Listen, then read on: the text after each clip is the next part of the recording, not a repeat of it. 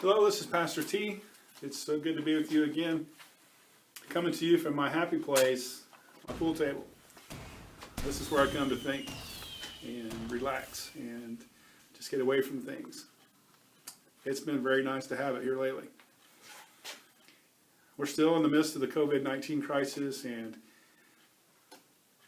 we're still sheltering in place. We're still trying to figure out what's going on. We're still trying to figure out all the parameters of what we're going through.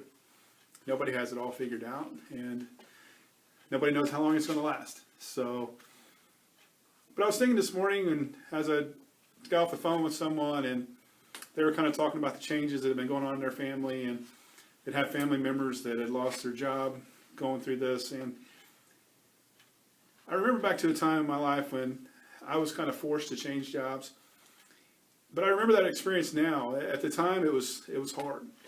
And I'd gotten used to, I was in a comfort zone with where I was at, and I knew before this happened that I was supposed to leave, but I just continued to stay because that was my comfort zone. And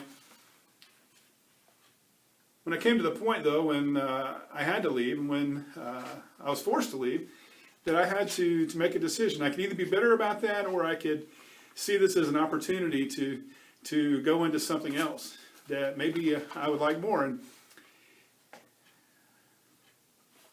as time went on, I figured out that the door that closed was actually not just a closed door, but it was an open door that God was opening for me in another area of my life.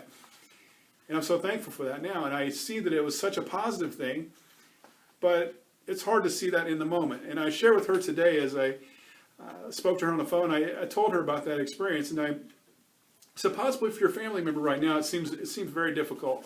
And I'm sure it does, because when it's unexpected and you don't know it's coming, it's very difficult when you're forced to change into something else. But sometimes that closed door becomes an open door of opportunity in your life. You never know where those are going to show up. You never know you never know the timing of them. I want to encourage you today. Maybe you're going through a situation where a door's been closed in your life, and it seems like it's impossible to find something else. But many times opportunity shows up out of necessity.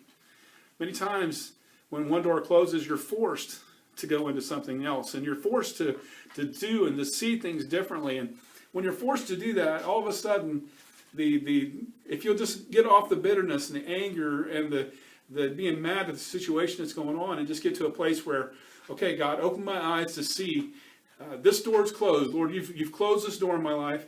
Lord, show me where the open door is and show me what I need to do to get there. And when you get into that mindset, all of a sudden, all these opportunities, you begin to dream again. You begin to, I took a job out of high school just because somebody I knew worked there and they were able to get me on. Not because I wanted to work there, not because I dreamed of working there, not because it was in a field that I wanted to work in. It was just, I knew somebody. How many times have you been in a job where you just knew somebody, and that's why you took the job? And you've been in this place for 5 years, 10 years, 15 years, 30 years.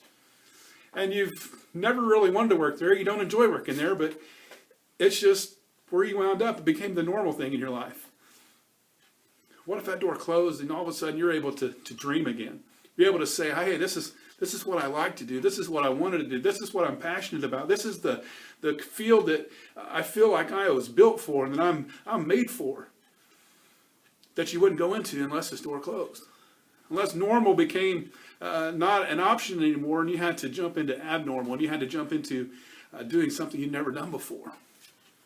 It's scary. I'll tell you, it was scary. The first few months of that, trying to figure that out and walking through that new open door. But all of a sudden, there's a peace, and there's a joy in doing something you enjoy doing. There's a joy in doing something that you like to do. Someone once said that if you do what you love, you never work a day in your life. I thought how true that is. If you get up every day and you get to go to work or get to go to your job and you're doing something you like to do, that you were built for, that you were made for, that you're passionate about, it doesn't seem like a job anymore. It just seems like you're getting up and just doing what you love. Sometimes open doors come from places you never expect. I want to read a story out of Billy Graham's book that I read this morning, and In his book titled Just As I Am, Billy Graham writes the following. He talks about an event that happened in his life. He said, one summer while in New Jersey, I was having lunch at a roadside diner when I was greeted by a big smiling man whose eyes grew large as he studied me. And he said, hallelujah. He shouted, and he grabbed and he shook my hand. He said, what an answer to prayer. I was just sitting here praying that I could meet Billy Graham. And in you walk. I didn't even know you were on the East Coast. He introduced himself as Dr. Theodore Elsner, a preacher from Philadelphia. And he said to Billy Graham, he said, I have a great burden on my heart. It's a message that I believe is from the Lord for you. You must go on national radio, Billy Graham. I didn't know what to think. Dr. Elsner urged me to contact Dr. Dinart, his son-in-law, and Walter Bennett, a Christian who was also a radio agent. Impressed though I was by the abrupt meeting, I did not look up either of these gentlemen. Indeed, I pretty much forgot the whole idea. I was so busy that I could not imagine adding anything else to my plate. A few weeks later, when I was speaking at a conference in Michigan, two well-dressed strangers approached me and introduced themselves as Fred Dinart and Walter Bennett. I did not know whether Dr. Elsner had spoken with them since he had met me, but their mission was an interest to me, was to interest me in national radio program. I told Fred and Walter that I appreciated their interest, but simply could not do a radio program at this time. My closest advisors concurred. It was out of the question. Later in Portland, these two extremely persistent men repeatedly laid ambush to catch me. All they wanted, they claimed, was 5 minutes of my time.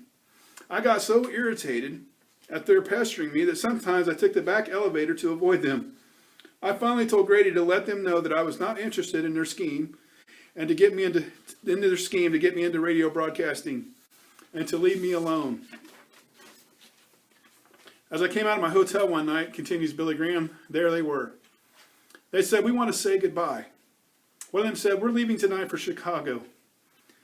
All right, fellows, Billy Graham said laughingly, if before midnight tonight I should get $25,000 for the purpose of radio broadcasting, I'll take it as an answer to prayer and be willing to do a national broadcast. The thought was so incredible to them that they laughed along with me before heading for the airport. More than 17,000 people were at the meeting that night. Just before introducing my friend, Bob Pierce, for a brief report of his travels in the Far East, I told the congregation about the burden Walter and Fred had for broadcasting the gospel and the $25,000 condition I had laid down. The audience joined me in a good laugh. After Bob spoke, I preached and then extended an invitation to receive Christ. Afterward, in a little room set aside for me in the tabernacle, a number of people dropped by to greet me. Several of them said that they believed God had spoken to them during the service about helping us go on national radio. They began to leave cash and checks and pledges, and I couldn't believe my eyes. Billy, said Frank Phillips, when everybody had left, people had just given us $24,000 for radio broadcasting. Their confidence and generosity were enough to make me weep. But how could this be God's answer? We were $1,000 short. We agreed to say nothing to anyone about these funds and went out to eat, which is our custom after service. We got back to the hotel about 11:30. There are 2 letters for you, said the desk clerk at the hotel. They were postmarked 2 days earlier. They were from people I hardly knew, businessmen Howard Butt and Bill Meade. But both said in their letters that we should go on radio and that they wanted to be the first to contribute. And each enclosed a $500 check. Stunned, I bowed my head and said a silent prayer. Emotions so overcame me that I could not think straight. Clearly the funds had come from God. Then when I turned to go to the elevator, who should be standing in the lobby but Walter and Fred? They had been at the airport, they said, but something had told them not to get on the plane. I put my hands on the shoulders of each man and said, sign us up for radio. God has answered the prayer. We have the $25,000. We'll take the step of faith. The radio show that was begun with $25,000 is the radio show that went on to be something we all know, the Hour of Decision, which has led millions of people to Jesus Christ. Persistence of these 2 men in Billy Graham's life opened a door that he didn't see. What he laughed off, he didn't see that God was trying to open a door of ministry for him.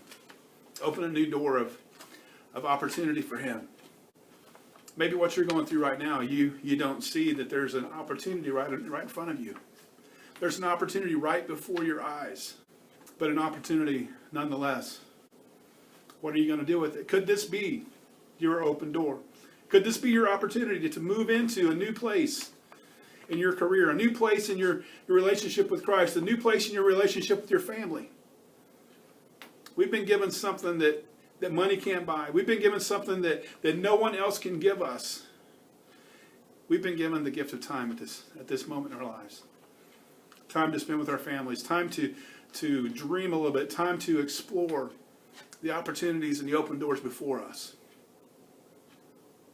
What are you going to do with that opportunity? What are you going to do with that time that you have right now? What are you going to do with the open door that's right before you? God's placed an open door in front of you. He's just daring you to walk through it by faith. By faith, just walk through the door and see what God can do. God bless you and have a great day.